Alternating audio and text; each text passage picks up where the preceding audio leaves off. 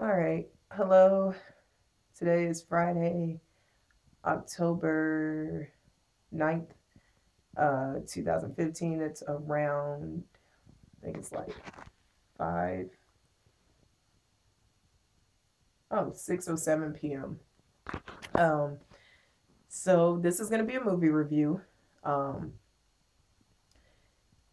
I was speaking to a coworker earlier today, um, and he brought up about the movie Misery. And I was like, oh yeah. I haven't seen that movie in years, but like I remember the famous scene from it. And he's like I think 8 years younger than me, so I was very shocked that he actually knew anything about this movie, Misery. So it I was just like talking to him about it, and then I started thinking of some other movies from when I was a child, in the 1990s growing up. And the movie Bastard Out of Carolina popped up in my head for some reason. And I know what it was, is because the scene from Misery was so disturbing. And I was like, there was another movie that just was out of this world, like disturbing to me. And I had seen this movie when it was released, when I was age 12 in 1996. And like I said, the movie's called Bastard Out of Carolina, and um, this was played on TV, but on Showtime channel, and it makes so much sense why it was. Okay, I don't know if anybody else has seen this movie and remembers it, but you should remember it if you've seen it, because this is the first time, I believe, the actress, I think you pronounce it Gina Malone, um, starred in a movie as a child. She was a child star, and that's the first time I ever heard of her. And this movie was all the way, just you would not forget about her, as well as other people in the movie. Um, it is that powerful. And so I just finished watching it because I was like, let me search for it on YouTube to see if I can find it. And someone did upload it, but it's in the the title of it is listed in Spanish, and it has subtitles, but the actual movie itself playing is in English. So you can watch it, and it still has even the English title. But so if you do want to watch it, it is on YouTube, but you just have to search, just type in Bastard Out of Carolina, and it'll pop up, but it'll be, like I said, the Spanish title will be there. But just click on that one and you'll be good. Okay, so I literally have just finished this movie. Um, like I said, I have not.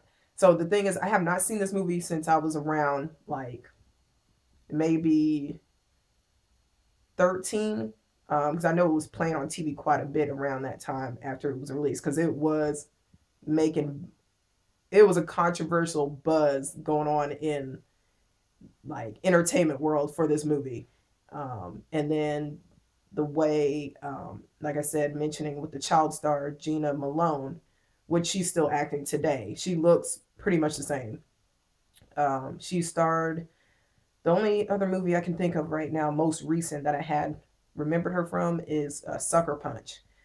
Um, but I know for a fact she played in some other movies too. So um, I believe she played in a movie called Saved with Mandy Moore, and then there's some other ones. But anyway, that's where I remember her, is from this movie. So I'm just gonna get right into it. This, till even today, I'm still like, oh my fucking goodness. Like, a lot of the scenes I remembered from the movie, um, that would never get out of my mind, just because it made such a point that, it won't leave your mind. Um, you know, since I was 12 years old, like, even today, being age 30 going on 31, I just am like, wow. I did not even remember this, but the movie was directed by uh, the lady who played in Witches, and then she played as Angelica Houston. Um, and because I seen her name, so I was like, oh wow. But yeah. So anyway, getting to the movie. I'm just gonna get right to it, and it's gonna be short. This movie is so poignant but powerful in the fact that they are not afraid to show you some down and out shit this family goes through, especially this child. But it's like you can just see how the family, pretty much just from the beginning, how this woman and her family are, you know, on the wrong side of the tracks, and then the woman tries to do better for herself, and along the way things just keep occurring to her. So then it goes and shows from her child's perspective, and then the rest of the movie is, you know, a mixture of the two, the child as well as the mom, and then um, other characters. But I'm serious, this movie is disturbing. Not disturbing as in gross, but disturbing as in your ass will want to fucking kill somebody. Like, and I'm talking about kill this person in the movie. There's one particular person, I won't give it away, because I was shouting, I was like yelling and everything. And actually, there's some more scenes with other characters. One in particular that you also want to just get them to, but I'm trying not to give it away.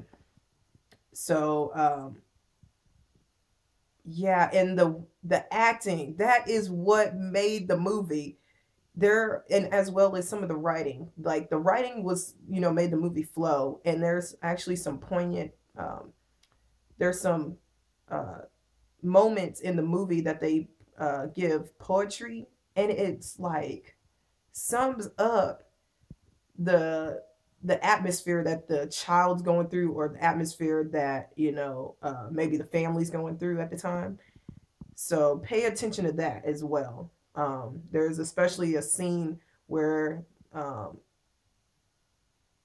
the daughter, the oldest daughter, and her sister are walking on the train tracks picking up glass bottles, and there's a poetry explained, and it's just like, wow.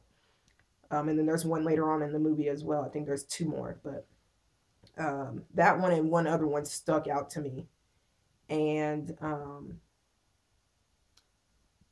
then, yeah, like I said, there's a few disturbing like scenes in this. It will grab you by emotions, and because the way the camera angles sit and how the actors portrayed these characters, they really had put their all into these characters, is how I felt. Because um, the way these scenes played out, it's almost like it was real. And I'm like, I was getting mad. Like, oh my goodness, I was seeing red. And so I'm going to end it there. I definitely recommend this movie, but you need to have an open mind, because like I said, if you are somebody that is very sensitive, do not watch this movie. I'm serious. You will literally like probably, you know, lose your damn mind just because you want to do something. And you know, this is a fiction movie, but you know, you want to go and just be like, what the fuck? Like, I want to so just like, you know, do this and that to this person, and then this other person, and help this person, and you know, it can make you stressed out.